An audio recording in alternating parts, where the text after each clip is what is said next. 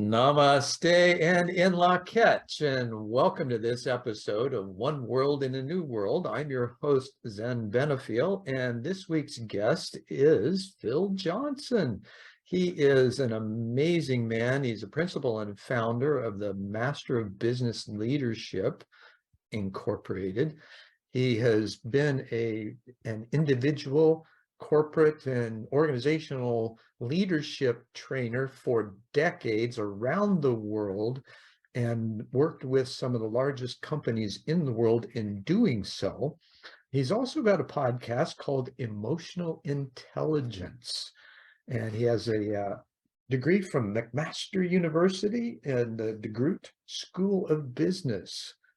Phil, I know that you've got a resume at arm length, so I hope I did it justice. Oh, yeah, thanks. Thanks, Zen. It's great to be here with you. Well, thank you for sharing your time and insight, as we shall see. So, initially you've done some really great things in the business world, the outer world, and training others and getting them to perform better, do more, and perhaps even be more than they thought they could. And yet there's another side of this. We see the evidence in the outer world and the results and the driving the business and stakeholder dividends and things of that nature.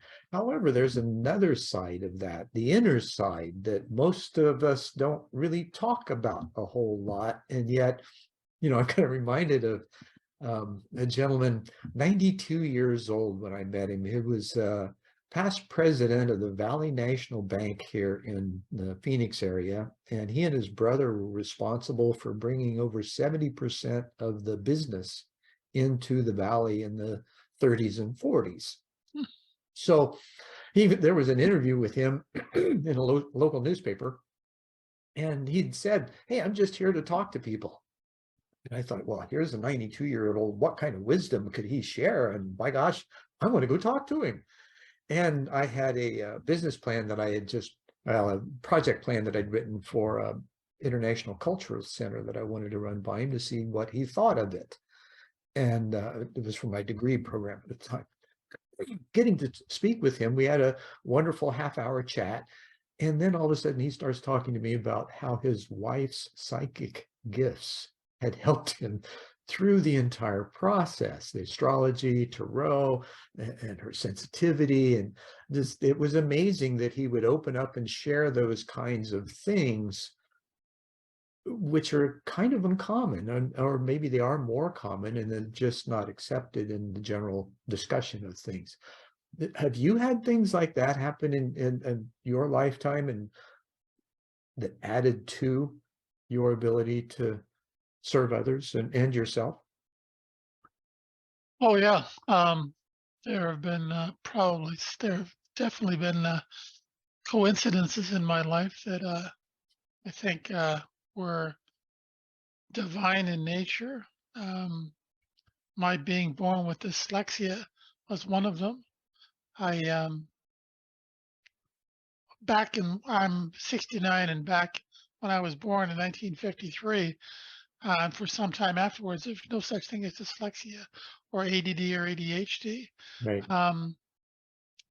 But it forced me to do a lot of what I now refer to as emotional labor, and that helped prepare me for the work I've been doing as an executive coach for the last 22 years.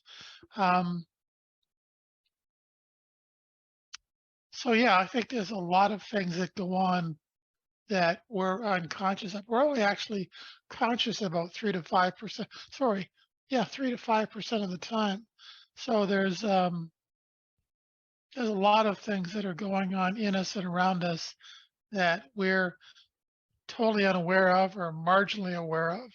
Until we start exploring and asking questions about them, right? The curiosity. Now, as a dyslexic, and as a child, I'm sure that the curiosity was there. As you grew older and developed this emotional stamina, if you will, what were the kind of things that you discovered about yourself and others, not in a compare and contrast kind of way, just that things that were different for you that gave you additional insight that others might not have had because of the awareness you had from the dyslexia. Yeah, I think one of the advantages is the ability to recognize patterns that other people might not necessarily see, at least initially. Hmm. Um, and being a visual thinker, it kind of helps to create, make simplify complex ideas. Hmm. Now, So as a it's visual thinker, what's that like? As we're exploring the nature of how we cognate, what's the key points of being a visual thinker and I guess being a visual thinker, what do you see on the inside? well, I'll tell you what you don't see. um, Let's start there. All right. Visual thinkers are typically have difficulty spelling or reading, and occasionally hearing. They actually can hear, but it takes them a beat or two to understand the words they're hearing or the sounds they're hearing. Hmm. Um, so, for instance, when somebody tells me their name, it's hard for me to visualize what they're saying. I need to see it on a whiteboard or a piece of paper to be able to remember it. Um, it takes me probably 10 times as long to read a book as it might take an average person. And I tend to invert um, numbers and words in my mind. So Well, if it's you invert and multiply, then you'd be a fractional person, right? yeah, I don't know that it works that way, but I certainly understand. there are challenges growing up in a world that focuses on the ability to do intellectual labor. Um, Mm. so And to the extreme, because of the things that the challenges that we're faced and the decision-making process that we have to go through in order to be present, accountable, responsible, and productive, uh, especially when we're challenged with other sensory capacities. well, I don't think it interferes with being present. Um,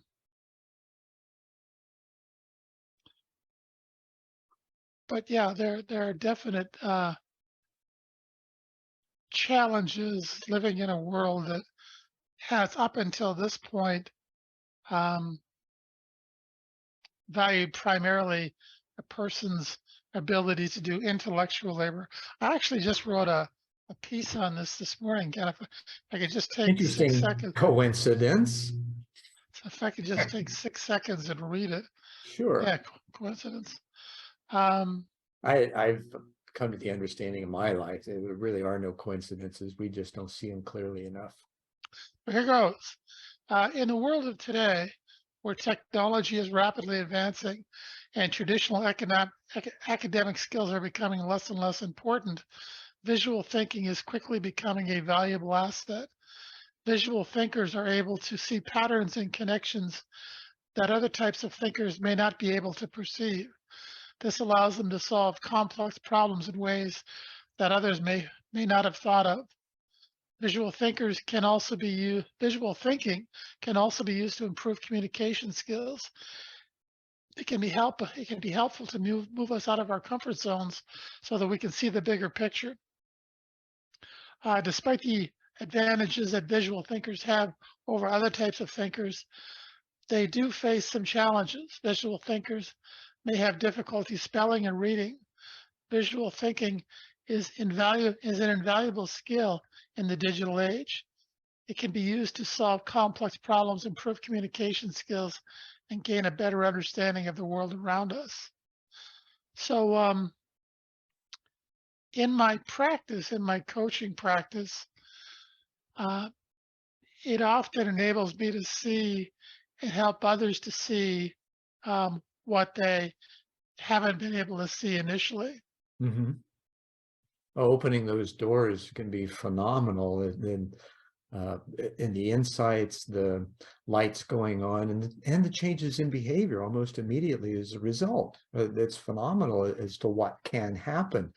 Now, one of the words you're speaking of, the visual thinkers and the different way, it's kind of nonlinear, right? Because we both have, or not both, we often experience the world in a linear way and don't realize there's a lot of nonlinear activity that's taking place in it. And there's a new word that I heard the other day. It was called multi-potential light. And it was referring to the divergent thinking that visual thinkers, nonlinear thinkers, and the like are able to have.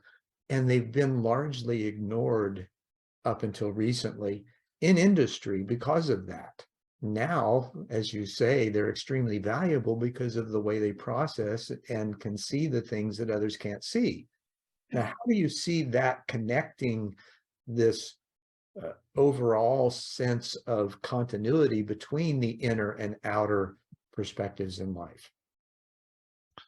Um, what do you mean by inner and outer?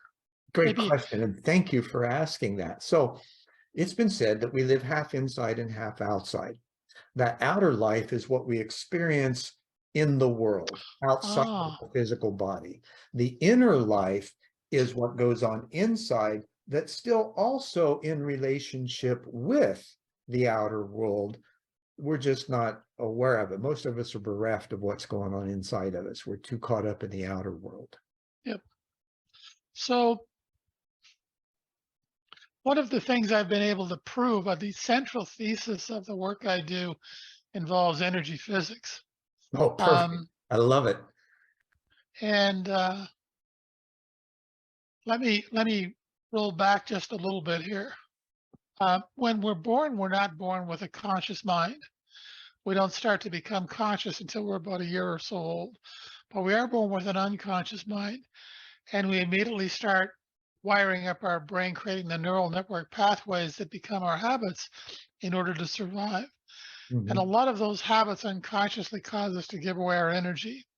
And we do it in lots of different ways, and how we communicate, listen, take responsibility, make decisions, all sorts of ways. But when we give away our energy, it creates an energy deficit in us.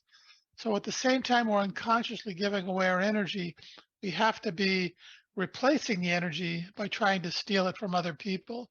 And that dynamic is going on inside of everybody, everywhere, all over the world, Kind of a all the push and time. pull of energy, if you will. Well, not so You'll get much. what you want and affect others. So there's this, um, Just think of it's it in not terms necessarily an of, adversarial relationship, but definitely a contentious one in the competition. well, okay. Um, when we give away our energy, it causes us to raise our walls, and Mm, we become more resistive, more judgmental, and more attached to outcome. And that is the root cause of all drama, chaos, and conflict we see everywhere. kind of a That's desire why the control. current level of employee engagement worldwide, according to Gallup, is around 13%, and it's costing the low levels of employee engagement or toxicity is costing the U.S. economy over $1 trillion a year. And it's also why over 80% of all M&A and organizational development initiatives fail. So what I do in the MBL program is I show people how they're unconsciously giving away their energy, and I give them better habits to practice to stop doing that. And when they stop giving away their energy, their need to steal the energy of other people goes away because they don't need it. And it's in that process, the outcomes of going through that process or you become a more inspirational leader. Um, you develop your emotional intelligence, you become more conscious of what's going on in you and around you, and that helps to free you from your ego-based fear. Mm. Um, Leads to higher levels of engagement, career, corporate, and personal success.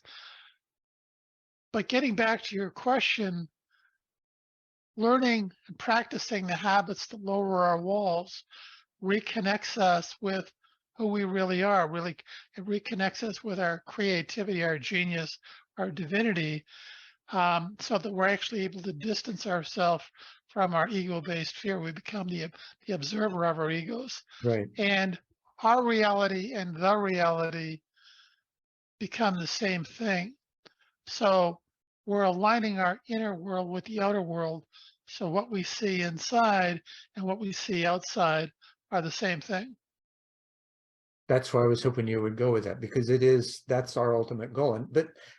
And let me ask you, you mentioned divine being, and I agree. However, do we agree on what that divinity really means? I mean, we tend to anthropomorphize God, and yet limit ourselves in the understanding of, such as with quantum energy physics. And I was talking with Dr. Laszlo recently about it, and I mentioned that, well, there were 1% matter and 99% space, and he said, I would say we are 100% energy.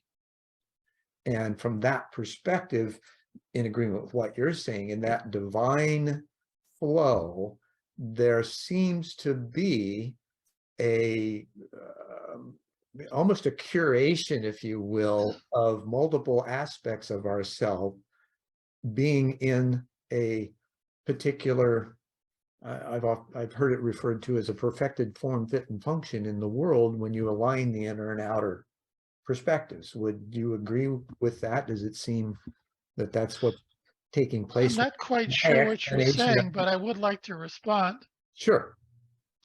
Um, we're not living life. We are life, living for a brief moment in time in a physical form. Every single cell in our body every single cell in your body is vibrating exactly the same frequency.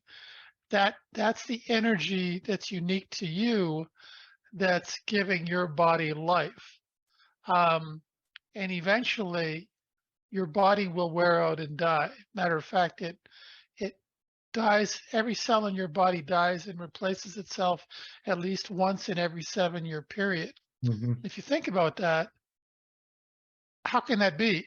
I mean, if there isn't a single cell in your body that was there 7 years ago, how can you exist?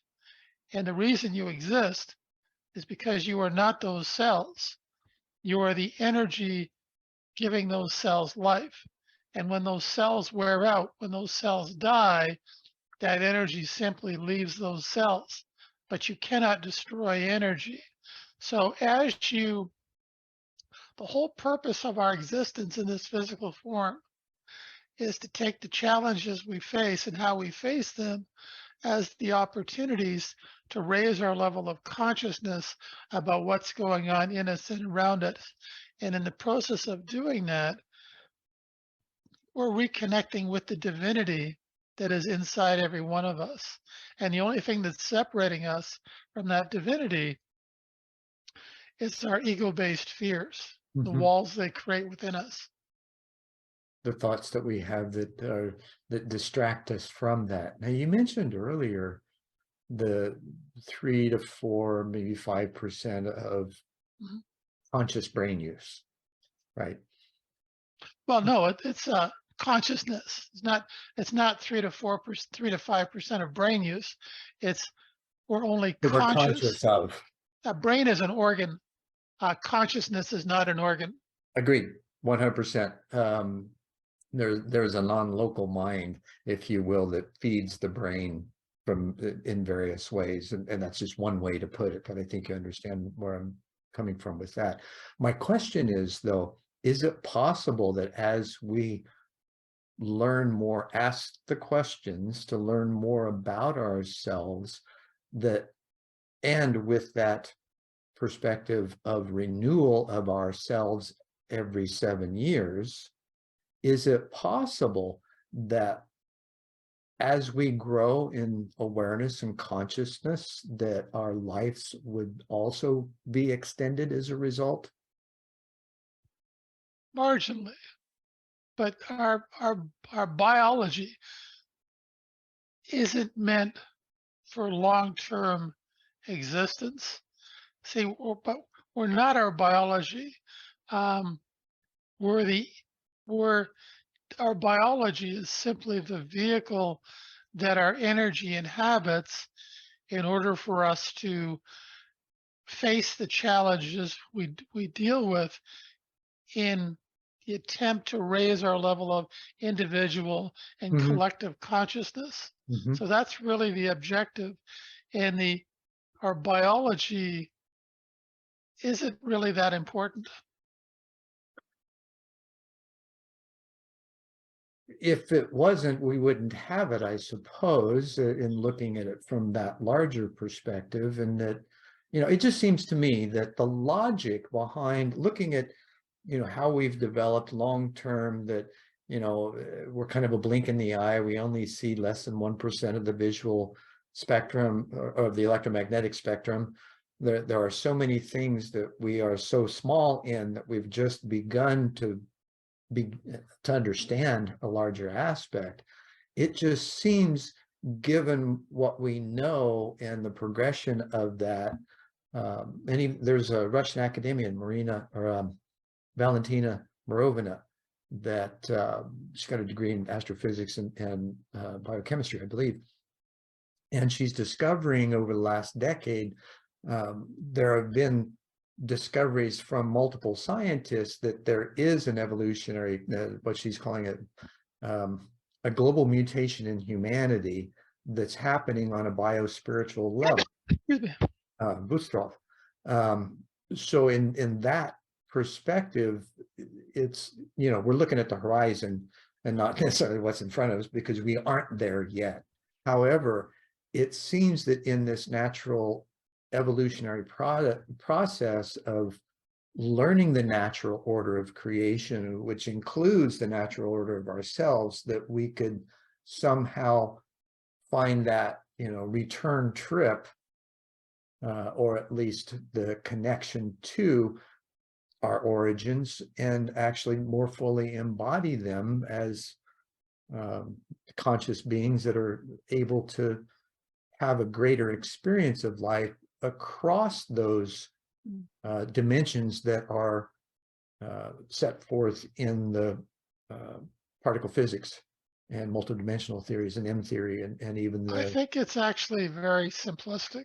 I think it doesn't need to be complicated. I The agree. the point is that as we learn to stop giving away our energy, we become less resistive, less judgmental, less attached to outcome, and that enables us to reconnect with who we truly are and to connect with each other. So as we learn to lower our walls, as we learn to stop giving away our energy, um, we increase our connection with ourselves and each other. And Mhm. it's quite it's very easy to explain. It's very difficult to do because we have significant both biological and sociological resistance to change. Mm. And the real challenge we have in this century is that we're facing a tsunami of accelerating change with a 500 million year old brain that doesn't like change. Some scientists estimate in this century we could experience the equivalent of 20,000 years worth of change. So change is increasing at an exponential rate, and we don't like change. Um, doesn't matter whether the change is good change or bad change, we don't like change. And so that's going to create increasing levels, what psychologists refer to as an amygdala hijack. Whenever we take an action that moves us outside of our comfort zone, there's a part of our old lizard brain called the amygdala that automatically triggers a release of a hormone called cortisol into our bloodstream. And that Mhm. causes the executive center of our brain, our prefrontal cortex, to shut off. And we go into what's referred to as an amygdala hijack. When that happens in conflict situations, people die. When it happens in business or personal situations, relationships die. We burn trust. So, as an analogy, if you think of your amygdala as a very frightened 4-year-old child, the development of our emotional intelligence acts like a big brother or a big sister to quiet the amygdala response down and better enable us to feel the fear and anxiety that change and innovation triggers in us and move through it towards what it is we're trying to achieve, as opposed to allowing that fear and anxiety to keep us trapped in our comfort zones. So would you say then, as we move through that and being able to recognize and able to do so in our growing awareness, we have less and less things to be afraid of now. At some levels, on others, there's still the, you know, Well, that's a good question, but I would say uh, it's not that we have less things to be afraid of. What actually happens is we learn to coexist with our fear. but We learn to separate ourselves from our ego-based fear so that we become um, an observer of our fear. So we're able to coexist with it, acknowledge it, feel it, and move through it towards not be what it is we're trapped trying by to it. achieve, as opposed to allowing that fear and anxiety to keep us trapped in our comfort zones. Right. I totally agree. Have had that as both of us. I'm sure we've gone through that on numerous occasions in various ways. In those numerous occasions in various ways, what I think we seek is, very simple as well, to love and be loved, first of all. And that manifests as being able to be the observer, stay out of the fear-based stuff, begin to look at what seemed to be chaos with a different view and acknowledge that, oh, there's patterns in there that I'm unfamiliar, don't know, don't understand. And so it creates that cortisol release as a result. And yet when it seems anyway, when we step back from that, there's less cortisol, the mind opens up a bit more, as well as the body, and the body is just an instrument we haven't learned how to tune yet, let alone use, or play in concert, because it's full of senses. And that's, thousands of years old as far as the understanding of that, yet we haven't been able to apply that. Do you think that this process that we are talking about, of this evolutionary leap, if you will, a kind of an Evo leap of consciousness and the capacity based on this escalation of information activity and knowledge that's being poured into us now, do you think that that will naturally move us toward a more cohesive civilization over time? Hmm. That's the million-dollar question. Uh, I think that the accelerating rate of global change is going to drive some people deeper into their comfort zones, and they're going to become more resistive, more judgmental, more attached to outcome. But for others, it will be the catalyst to move them outside of their comfort zones, and they'll become less resistive, less judgmental, and less attached to outcome.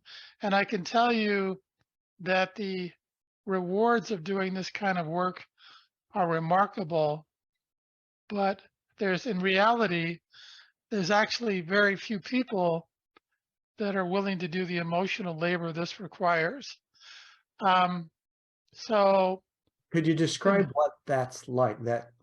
What's in, peel back the layers a little bit. What's this emotional work contingent upon, or how is it done?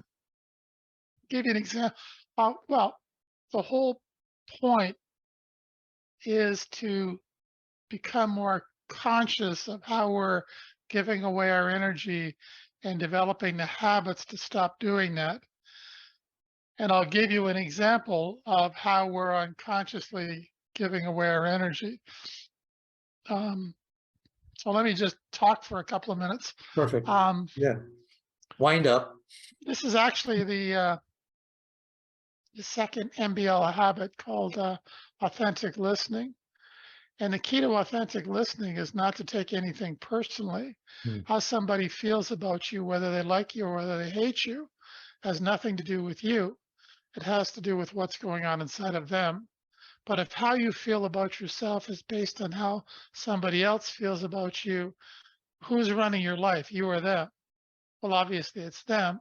You're unconsciously giving away your energy to other people to determine how you feel about yourself. If you like me, I like me. If you don't like me, I don't like me.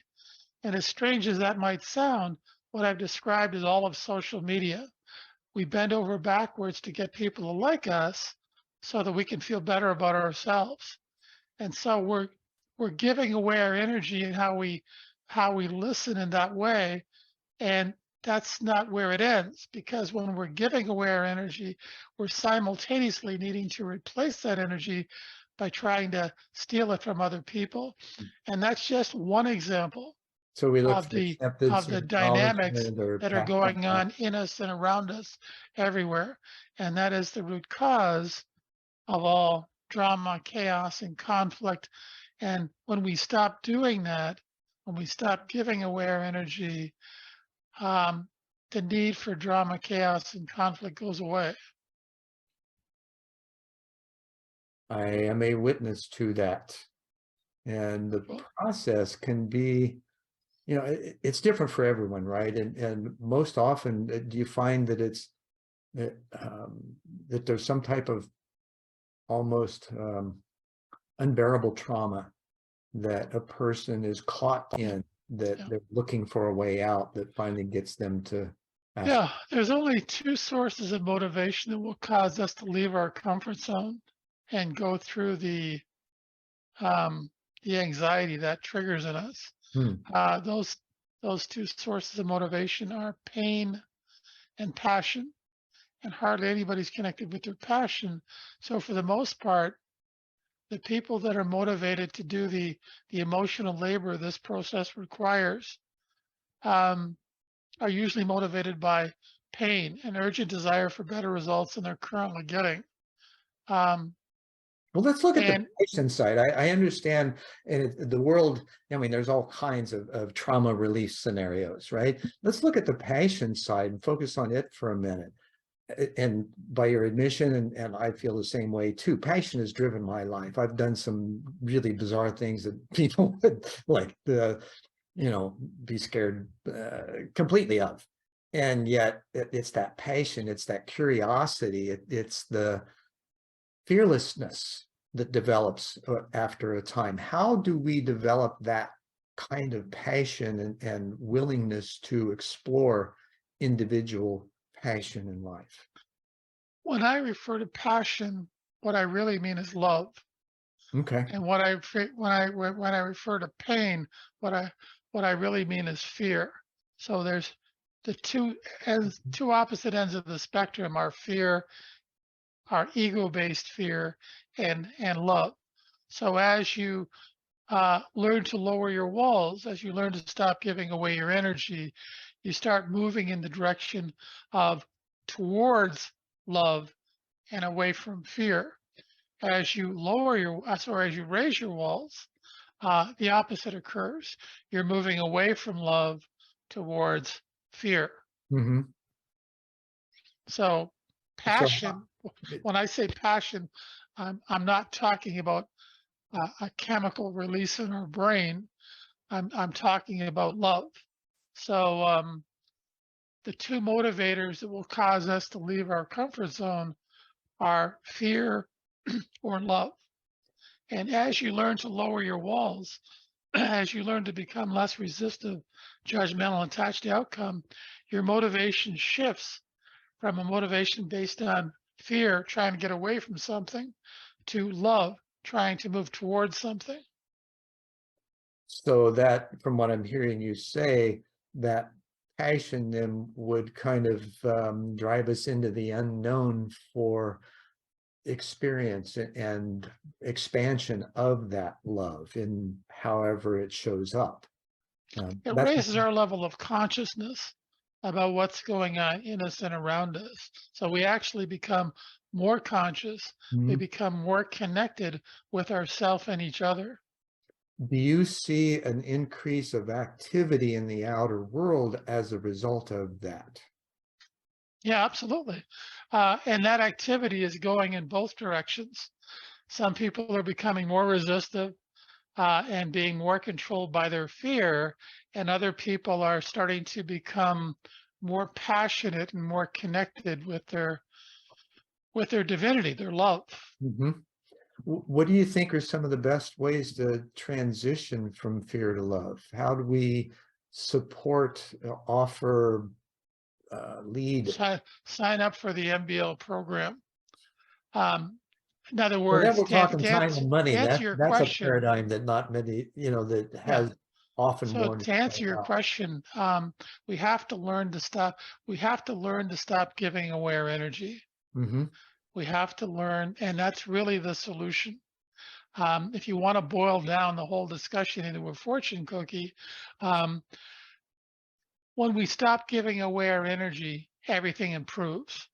When we give away our energy, everything gets worse. So the whole solution is simply to become more conscious of how we're giving away our energy and develop better habits to stop doing that. Right. And when we do that, everything improves. That's interesting that, this kind of information has been around since the late 19th century, at least, Oh, and long before that. thousands of I years mean, before that. it's thousands, it goes back to the Vedantas or the Vedas.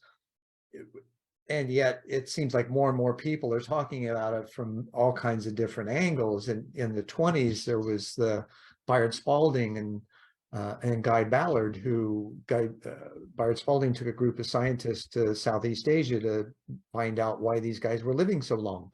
And then Guy Ballard had an experience on the side of the mountain in Northern California with one who had called himself an ascended master.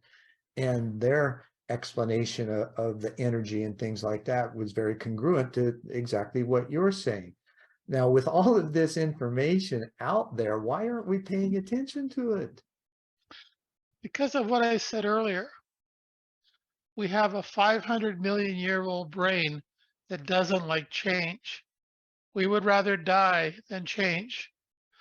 And the reason it's beginning to change now is because we're at a tipping point as a species. Because of the accelerating rate of global change, if we don't change our trajectory dramatically in the next 10, 15 years, we're going to have great difficulty surviving as a species. Mhm. Now, that So, resistance to change, when we look at nature, it's changing all the time, the constant change. Are we that hmm, unconscious of the world around us that we yes, have negated that yes, reality for so yes, long that now we're stuck? yes. However, we can The reason we're on so unconscious is because we have something that they don't have. We have an ego, mm, and that ego is constantly trying to pull free us out will, of the in other present. words, Pardon? free will, choices. No, no. We're not driven by nature. We make choices as to how we perceive things. Could be in fear, could be in love. We're driven by fear. We get bombarded with fear messaging constantly, Mhm. 24 hours a day, everywhere. And we're much more biologically attuned to what might be trying to eat us than Mm, what might be trying to help us. fight or So flight. our ego-based fear has taken over, and that's blinds us to the things that other things don't see because they don't have an ego. Do you see the recent global kerfuffle Mhm. as being kind of the apex of that fear-based mentality showing up? It's just getting started. Okay. We killed more people in the 20th century than in all of recorded human history. Yeah, why do we do And that? that trend is continuing in this century. Because of the accelerating rate of global change, we can expect to see increasing levels of drama, chaos, and conflict, pain, fear. And the solution is the development of our emotional intelligence so that we can feel that fear that change triggers in us and be able to acknowledge it and move through it, as opposed to allowing that ego-based fear to keep us trapped in our comfort zones. So that's why more and more companies, and I'll give you an example, more and more companies are hiring, developing, and promoting largely based on emotional intelligence. An example would be a company that's currently valued at $2.2 trillion dollars, and they're doing about $600 billion a year in revenue. And their primary hiring focus in their stores is emotional intelligence. And that company is Apple. That's why when you walk into an Apple store, that energy you feel is an example of a more emotionally intelligent environment. They're not trying to sell you anything. They're trying to understand your pain and, if possible, offer a solution to your pain. They Right. want you to have a great experience, and maybe you'll tell your friends and they'll tell their friends. And if you think about it, that energy you feel in that environment is a very different energy from the energy you feel from the stores surrounding that environment. Oh, So that's an absolutely. example of a more emotionally intelligent environment. And then there's also, I was watching The Social Dilemma that, and Kristen Harris, I think, he was a ex-Google VP. And he was talking also about not only is this emotional intelligence present, they're also learning how to plug it into the algorithms and provide people as products still in that respect. Do you see that that's something that um, is a bit contrary to our nature? Uh, and yet it is certainly a business practice and using available tools to make things better and more cohesive from a business perspective. Well, what do you think that's doing to us as conscious beings and being able to Well, recognize, you've yeah, asked a we're couple being of sold as questions. products? Yeah, You've just asked several questions, I did. but let me the development of emotional intelligence is an experiential process. It's not an intellectual process, meaning that you can't develop it by having a conversation or reading a book or watching a video. Those are intellectual processes. The development of emotional intelligence is an experiential process that occurs when we leave our comfort zone in the pursuit of better results. Um, And interaction so, with others. pardon? And interaction with others. Right. Well, it's all the same thing. Yeah. Um, so it's not something that you can get from an appliance. It's something that goes on inside of us by doing the emotional labor of moving through the fear that leaving our comfort zone triggers in us. Hmm. Well, and the language is going to be different from a fear-based person to a love-based person, right? That how they express themselves Oh yeah. is going to be different. And this is where I was going with the attention of the algorithms and looking for those kinds of things as to what kind of products to offer them.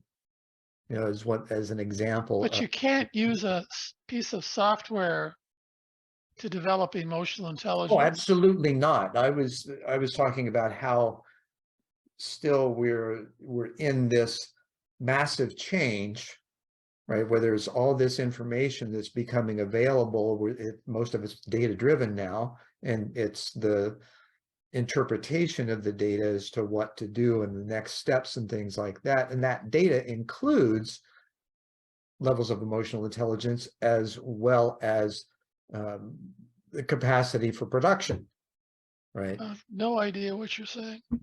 I apologize, but I'm having difficulty understanding the discussion. I'm trying to frame a question with some background information as to how I'm thinking about it. Can I suggest you just ask the question? Um, i- does the raising in consciousness and how we're experiencing the emotional intelligence boon, if you will, do you see that actually affecting how AI is developed over time?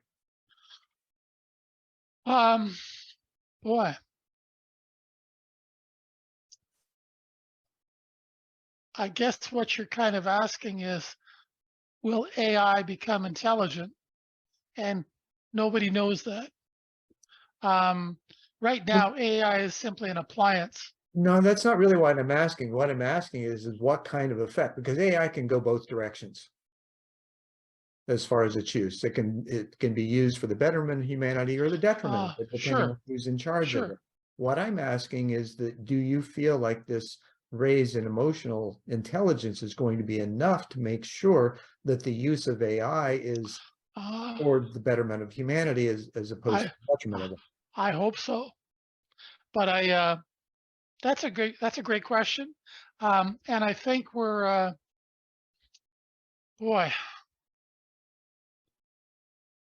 it takes a it takes a lot longer than people think to develop emotional intelligence. Hmm.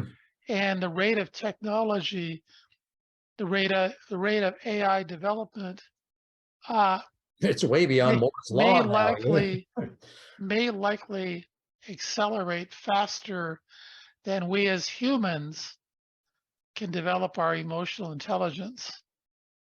So It sort of right makes now sense that there maybe are those. no governance, there's no guardrails on the development of uh, AI. So we're really kind of playing with something that we have no idea what the outcome is going to be. Mhm. Right now, it's just a nice toy. Unless we make sure that in the development of it, those who have sufficient emotional intelligence training to be able to have a more conscious approach. That doesn't And always we've happen. sure, but we've shown no ability as a species to be able to do that. As a matter of fact, a long time ago, Mark Twain said, "If the only way mankind can learn is through experience, I see no hope for mankind."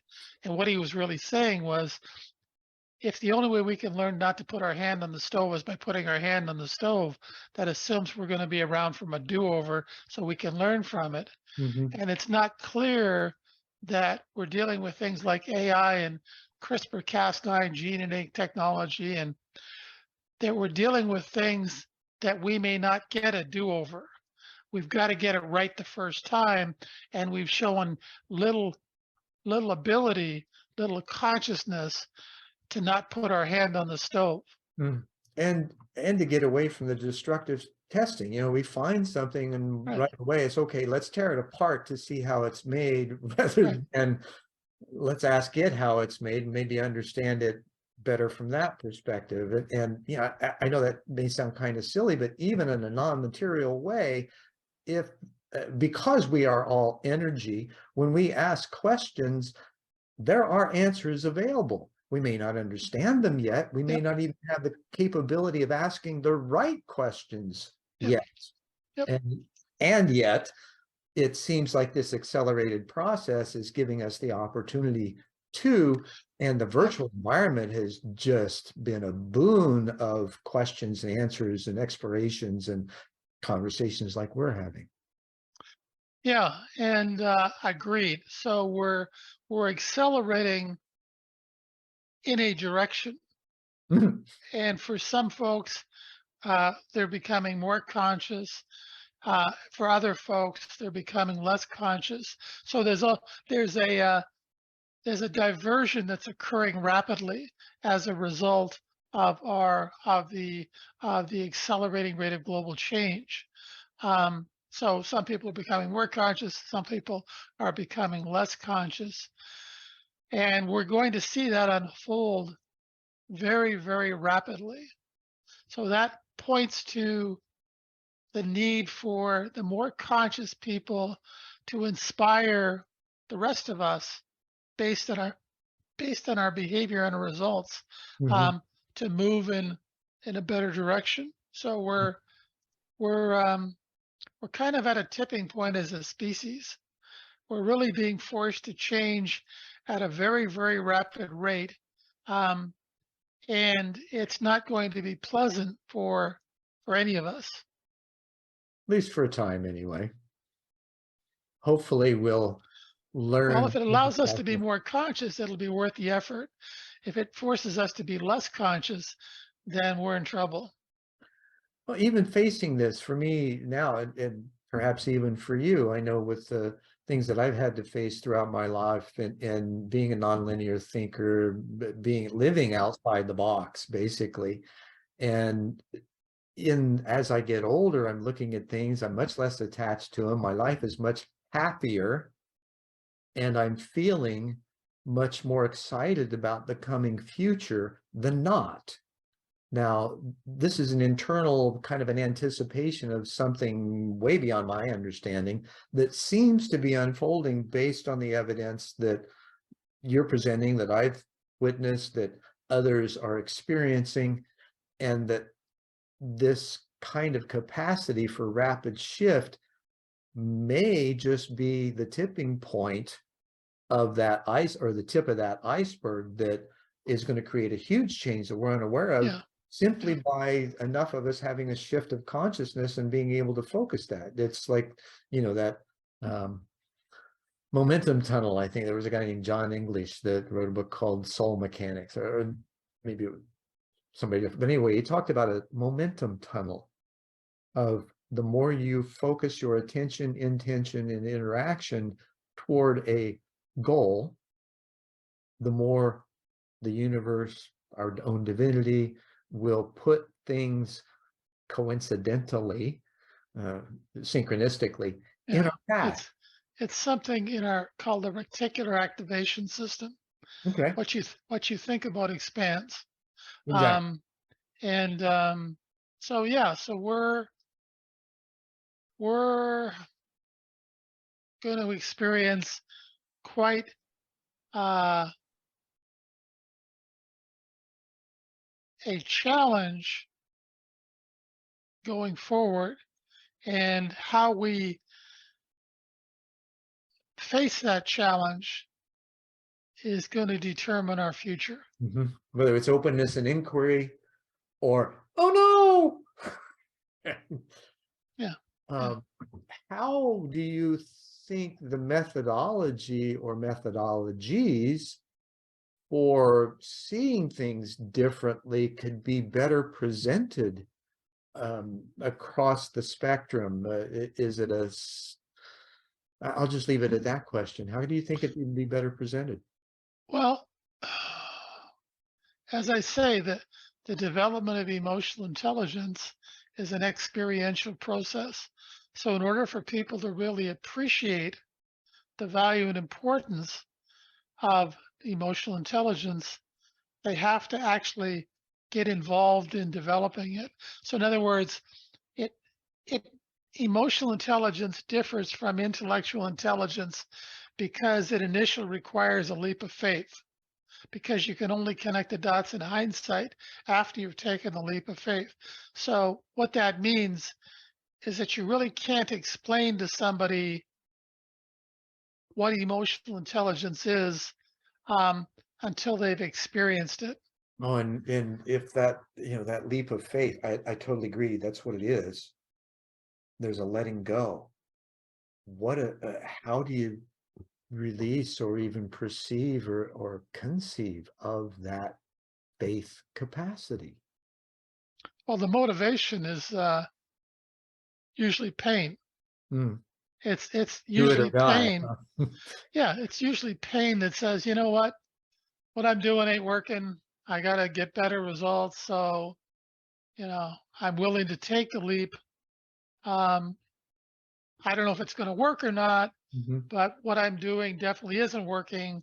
So But that sometimes creates that, the motivation to take the leap. sure, and it does, and yet, some are so comfortable in the pain that they don't recognize it as Yes. pain. That So it's what you're describing is as we raise our walls, we become blind to what's going on in us and around us. And you're absolutely correct. The more we give away our energy, the more resistant, judgmental, and attached to outcome we become, the blinder we become to what's going on in us and around us. Very true. Mhm. So they become uh, some people are just unreachable because they're they're unwilling Mhm. And to as do much as the we try to encourage, we can't control them, it's their choice. And we have to be okay with that. And and when you're in a relationship or a family or those kinds of environments, right, where you really care about people, that that's a different kind of pain. And yet, oh, you still gotta, at we still have to let go of that and allow them to live their life as they so choose. yep. And The only thing we can do to try and help other people is be an example through our behavior and our results of a better path.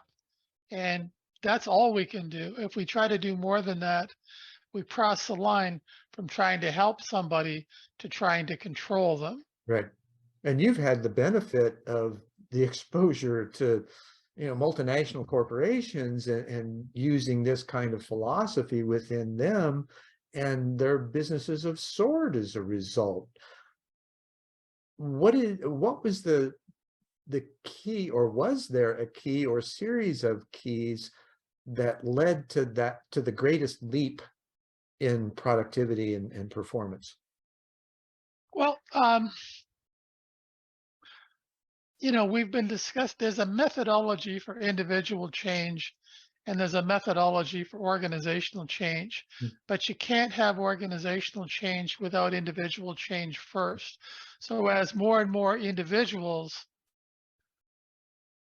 begin to develop their emotional intelligence, you reach a tipping point within the organization where the organization begins to heal itself. Um, and that tipping point is usually around 20 to 25% of the people in the organization. Um, so the innovation takes on a life of its own. Um, but it's individual change is incredibly difficult. Organizational change is exponentially more difficult, but Mhm. it must begin with individual change. Now, what do you see as being the key choices or moments in the beginning of that personal individual change? Pain. And no, no, I understand that it stems from pain. What are the first signs of the questions that are asked to move beyond that? Uh, we need to generate more revenue. We need better employee customer deeper relationships. Okay, those are I want statements. to progress in my career. Is there an individual, from an individual standpoint, is there a question or types of questions that come up in the individual rather than I need this? An actual question is to get them to be more self-reflective. No, um, because they don't know what they don't know. Mhm, So there is a central question that I ask initially, and that question is, what do you want? Because people don't do what they need to do, they do what they want to do. So mhm, you have to find out what somebody wants, because when somebody tells you what they want, they're also telling you what they don't have. And the bigger the gap between where they are versus where they want to be, the more motivated they are to look for a solution to close that gap. And without that motivation, you cannot help them because they don't have the motivation to do the very difficult emotional labor that change requires. okay. So the whole What key initial. the key initial question is to try and find out what they want, not what they need, Hmm. what they want, because what they want is what motivates them to leave their comfort zone to go get it. When does the shift from wants to needs occur? I don't know that that's even relevant. Well, Um, in my experience, when people you're don't running do what projects, they need to do. well, let me ask you I this. need to lose weight, but that's not going to cause me to my need to lose weight. Let me Let me give you reframe an that then. Um, in the process, we move from what I want to the what the situation requires, which is the needs, right? The individual wants, that's one thing.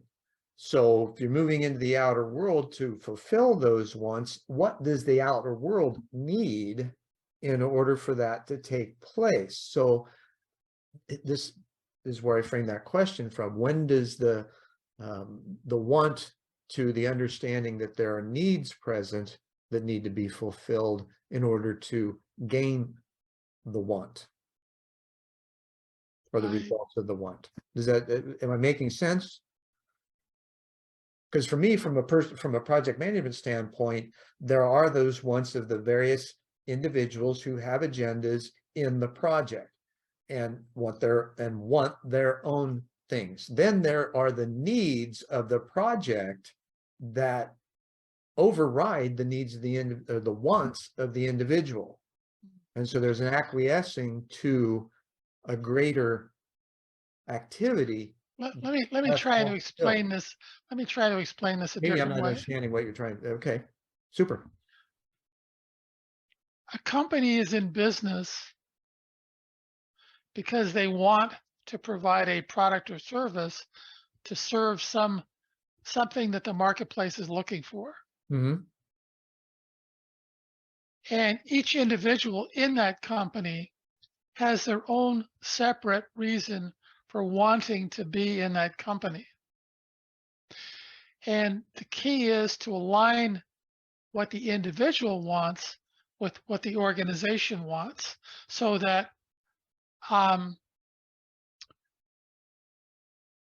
if you think of an organization as an engine, the individuals in the organization are the pistons in that engine.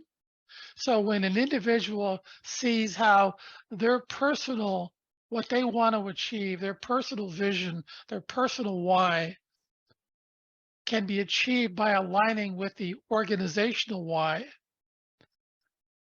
they're much more engaged, they're much more motivated because they see how the organization's success will help them achieve their personal success. And that's how you develop a very engaged organization. Um, so it's really two things you have to connect with emotionally.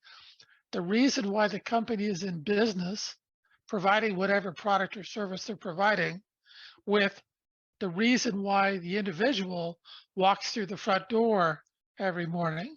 So those two things have to be aligned for the organization to be very successful. Very true. Now, outside of the organization in life, same kind of thing applies because I do believe there is a distinction, at least from my experience, and I could be wrong. I don't know everything, right?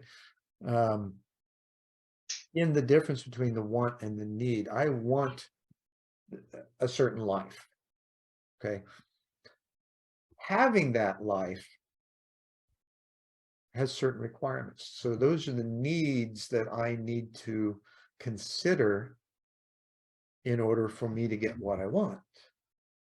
Right? There are those changes that one has to make, the emotional intelligence, for instance, that has to be developed in order for those results to take place. So that's where the distinction between the wants and needs. You want something, well, the universe, and I guess in your perspective, The thing that wants something motivates us, from you. I think we just might be getting semantical things. well, the thing that motivates us to take action is emotion. The Mhm. thing that motivates us to take action and move, the emotion that moves us outside of our comfort zone towards achieving better results is what we want to achieve, Mm. not what we need to achieve. Need doesn't create motivation, want does. Agreed. But so how would you frame, I want this, what do I need to do? Okay. So I want to achieve a desired result. So what do I need to do now? What action do I need to take now that can begin to move me in the direction of that desired result? And That's that's exactly what that's exactly what I was talking about. Um, the inquiry, right? I want, what do I need to do, or how do I need to be in order to gain those things that I want? Um, and and so essentially, how still, what does the universe need? What does the so when you're reality want from me in order to give me what I want? I think it's much simpler than that. I think we're overcomplicating. Oh, we're We're thinkers. not that complicated. We'd like to maybe believe we are, but we're not. Yeah, We're very we're driven very simply by chemical responses, and we have a desire to pursue things we want to pursue. because of how it makes us feel. Sure, that's And an emotion. Feeling is an emotion. yeah, yeah, that's why I said that. I was in total agreement with you.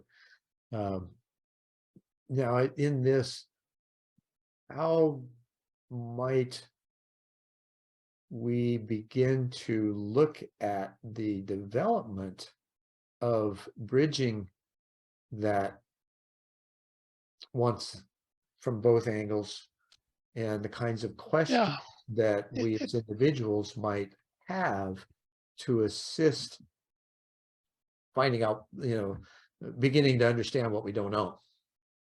the starting point for each of us is we have to develop an emotional connection to something we want to achieve, the vision of a desired result that is stronger than the fear that's going to get triggered in us when we begin to move in that direction. Mhm. And the only way you can really measure that is through by the action somebody takes. Um,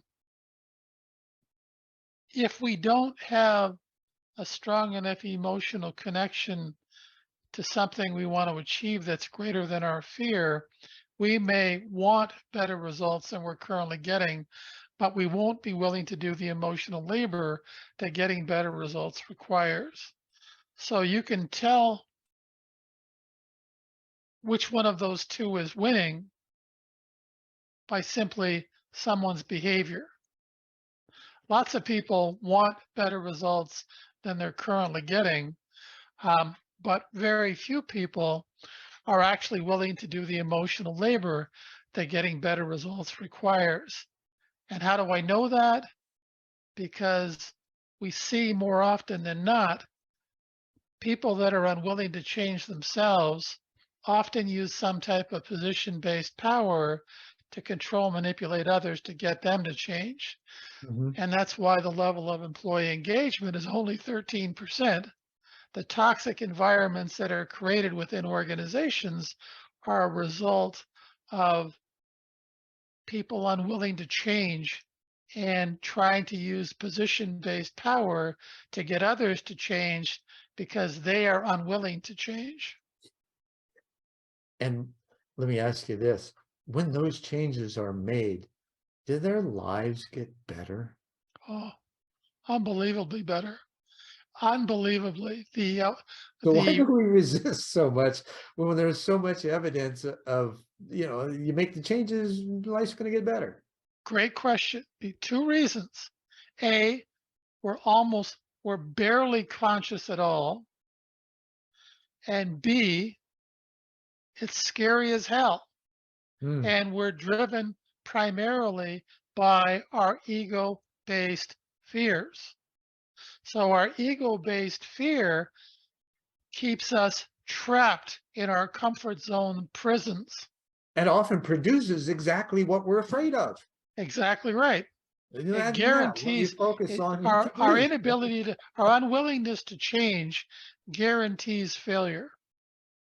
The perceived comp, the perceived safety of staying within our comfort zone guarantees our failure, Mm. especially during a time of rapid and accelerating global change. Oh, absolutely. Even in um, the COVID-19, the Great Reset, Schwab's book, he asks a couple of really important questions, one on an individual level, and that's, can we be caring and compassionate towards one another coming out of COVID?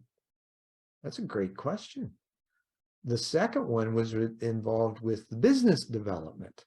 And can businesses be agile enough to navigate the change and make the changes within the organizations necessary to survive? Because the old patterns, the old way of doing business is not going to work anymore. Yeah, it's interesting that I wouldn't give business quotations credit for this.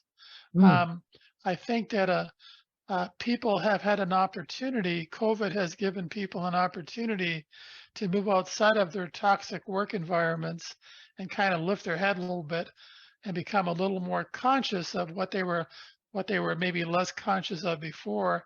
And a lot of them are saying, I'm not going back. right. Isn't that a great I'm silver not going to lining? go back into that toxic environment. And it's a great silver lining for the individual, not so much for the companies.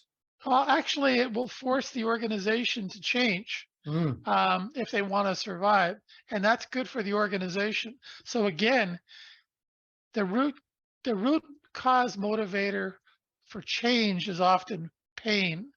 The organization is feeling pain because the employees are resisting coming back. The employees are resisting because they don't want to go back into that painful environment. sure. So Especially, that becomes the motivator. Pain becomes the motivation for change, both on an individual and an organizational level. so in other words, it's okay to have some pain. Well, As long as it's not too much, it's right? essential. Well, no, actually, you bring up a good point because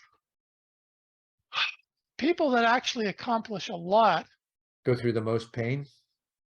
yeah, they I'd see have to agree what with they that. recognize that on the other side of that anxiety, that's if you're not feeling that anxiety from time to time, you're actually stuck in your comfort zone. Mhm, mhm. So they routinely challenge themselves to move outside of their comfort zone in the pursuit of better results. It's interesting that you bring up the feeling of anxiety, right? That sensations in the gut, right?